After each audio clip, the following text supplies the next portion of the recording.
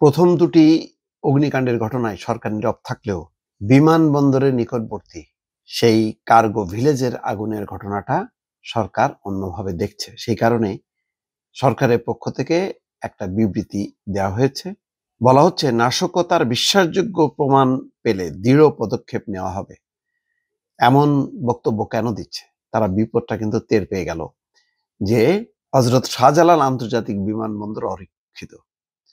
তার কাছাকাছি কোনো একটা জায়গায় যদি নাশকতার ঘটনা ঘটে, তাহলে পুরো বিমান বন্দরটাই যে অচল হয়ে যাবে। আজকে প্রমাণ যে সেই বেলা 2:30টার পর থেকে বিমান চলাচল বন্ধ হয়ে গেল।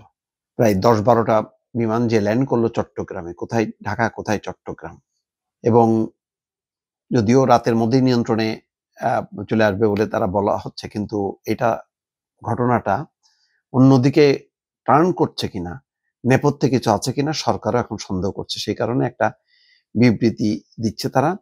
বলছে, ঢাকার বিমানবন্দরের কার্গো ভিলেজ সহ অন্যান্য অগ্নিকাণ্ডের ঘটনায় নাশকতা বা অগ্নিসংযোগের কোনো বিশ্বাসযোগ্য প্রমাণ পাওয়া গেলে সরকার তাৎক্ষণিক এবং দৃঢ় পদক্ষেপ নেবে।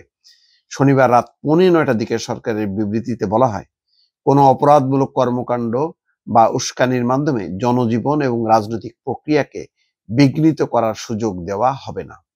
দেশের বিভিন্ন স্থানে সম্প্রতি সংঘটিত একাধিক অগ্নিকাণ্ডের ঘটনায় জনমনে যে উদ্বেগ সৃষ্টি হয়েছে, অন্তর্বর্তী সরকার তা গভীরভাবে অবগত।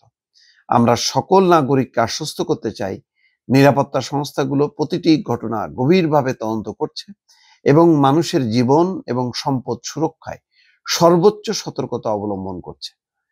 বিবৃতিতে বলা হয়, আমরা স্পষ্ট করে বলতে চাই, যদি এসব অগ্নিকাণ্ড নাশকতা হিসেবে প্রমাণিত হয় এবং এর উদ্দেশ্য হয় জনমনে আতঙ্ক বা বিভাজন সৃষ্টি করা, তবে তার সফল হবে কেবল তখনই যখন আমরা ভয়কে বিবেচনা এবং দৃঢ়তার উপর প্রাধান্য দিতে দেব। ঢাকা আন্তর্জাতিক বিমানবন্দরের কার্গো ভিলেজে বেলা 2:30টায় আগুন লাগে। এই আগুনে বলা হচ্ছে যে এর আগে দেখেন, বৃহস্পতিবার চট্টগ্রাম ইপিজেডে, তার একদিন আগে মিরপুরে, ধারাবাহিকভাবে ঘটতে ঘটতে এমন একটা জায়গায় ঘটলো যেখানে পুরো বিমানবন্দরটা বলতে গেলে অচল হয়ে গেল লম্বা সময় ধরে। এই জন্য কঠোর পদক্ষেপ নেওয়া হচ্ছে।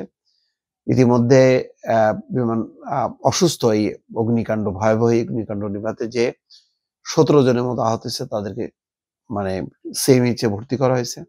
আরো অন্যান্য পদক্ষেপ নেওয়া হচ্ছে এবং 7 সদস্যের একটা তদন্ত কমিটিও গঠন করা হয়েছে। দর্শক, এই হচ্ছে সর্বশেষ অবস্থা। এখন খুব দ্রুত বেগে এটা পুনরুদ্ধার করা এবং অন্যান্য সমস্ত কেপিআই, কি পয়েন্ট ইনস্টলেশন যা যা আছে, সবগুলির ব্যাপারে যদি সতর্ক না হয়, তাহলে খবর আছে। ইতিমধ্যে অন্য একটি খবরের প্রকাশ যে উত্তরা এলাকায় প্রায় 5,000 পুলিশ মোতায়েন করা হয়েছে পরিস্থিতি সামাল দেওয়ার জন্য। দর্শক।